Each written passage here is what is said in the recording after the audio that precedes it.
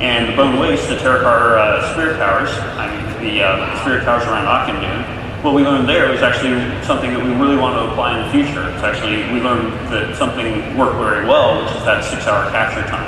That once you actually take that over, that it gives your team a benefit for the next 6 hours. We would feel like that's a pretty solid model to build on for the future. And in Nagram with Falat, what we learned there is that it works really well when the PvP is integrated very tightly into the map.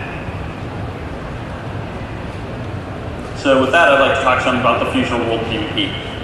And the central focus of that is with Lake Wintergrass.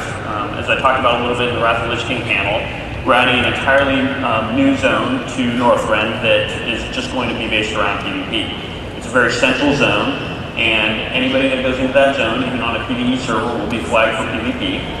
And once you're in that zone, you'll be able to participate with siege weapons, destroyable buildings, etc. We plan to do a variety of things to make sure that that works out. Oops, sorry, I went a little bit too far.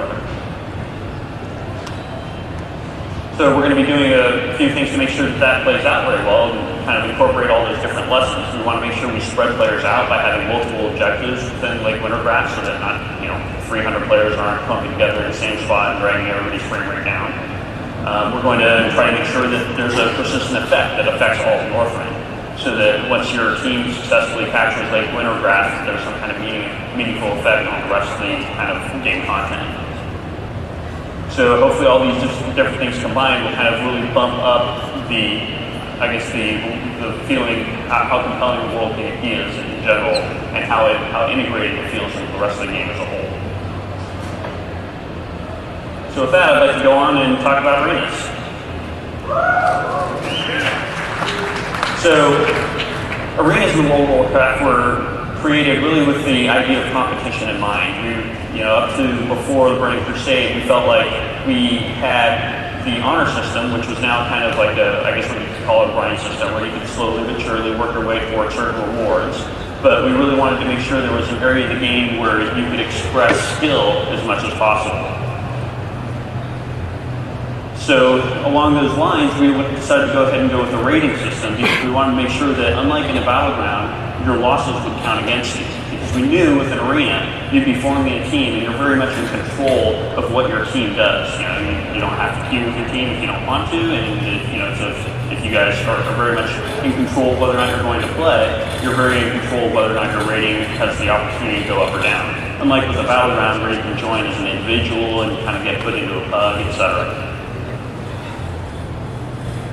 In addition, we want the arena system to have a feeling of steady progress, and this is why the arena ratings translate into points at the end of each week, or on Tuesday of each week.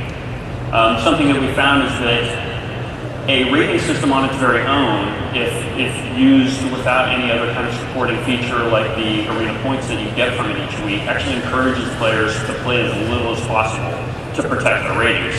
So we wanted to have something where we would make sure that players felt like they were encouraged that each week they'd have to get out there and defend their rating and continue to take advantage of it if they wanted to get the points from it. And so those points are the feeling of steady progress that you get, getting those points every week towards some really awesome stuff. In addition, as Jeff mentioned earlier, we learned that we really wanted to use small, simple maps for the arenas.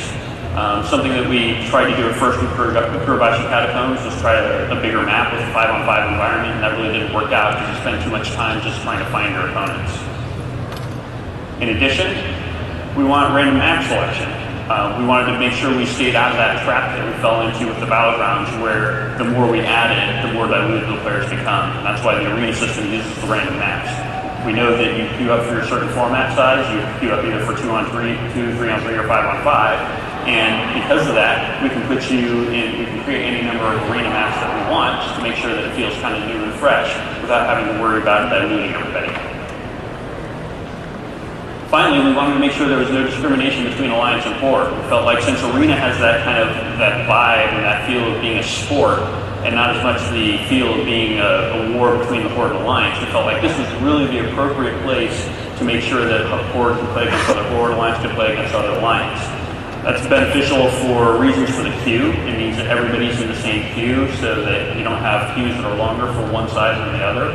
It's also beneficial because it gives players in the same team an ability to kind of face off against each other. As we know right now in Battlegrounds, Horde Guild can't fight against another Horde Guild, so it's really hard for them to kind of prove, who the better guild is. So here are some of the things that we've learned from the arena system. Number one, it's really difficult to balance for a lot of different formats. A lot of the classes really behave very differently across the different formats. As we've seen, Warlocks are very strong dueling class, and also because of that, they're very strong in the smaller formats like 2-on-2. As the format gets bigger, they become better and better balanced, as we call it. Like in 5-on-5, they don't tend to be a dominant class. They really kind of fall in with the, kind of average other classes. And that continues to be true as they scale up into the size of Battlegrounds, etc. Some other classes face the opposite problem. For example, warriors don't tend to be very good in the smaller formats unless they happen to be paired up with a paladin. They tend to have a lot more difficult time because of that. So it can be really tricky for us to balance for all these different formats at the same time as balancing for things such as raid PvE, group PvE, heroics, non-heroics, etc.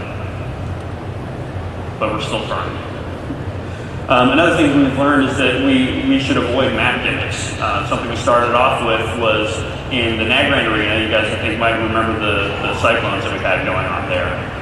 And even though early on in the development of the map, we realized that random elements would be a bad thing in an arena map, we made the cyclones predictable. They always spawned in at the exact same time after the battleground started. They always followed the exact same pattern.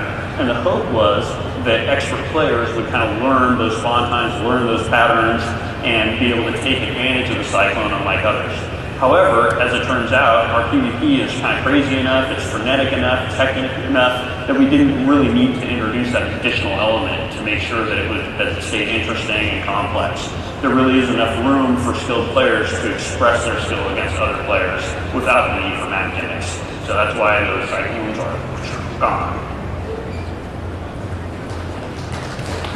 In addition, something else that we found that we're going to be addressing with Season 3, Jeff alluded to, or actually I guess it was Travis that alluded to the last panel, was that one of the things players have found is that the weapons, because they aren't as clearly distinguished against PvE gear as the armor is, that obviously the PvP armor has so much resilience on it that it's very clearly distinguished against the raid gear. However, the weapons don't really have that. And most of what you care about a weapon for is the amount of damage it's going to add to your character.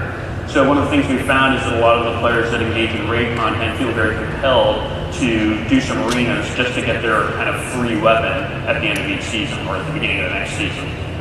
So one of the things that we're planning on doing to make sure that the weapon feels like this really kind of epic reward that you get out of the arena system for being a real badass is we're going to make sure that there's a rating requirement, rating or AT, not rating.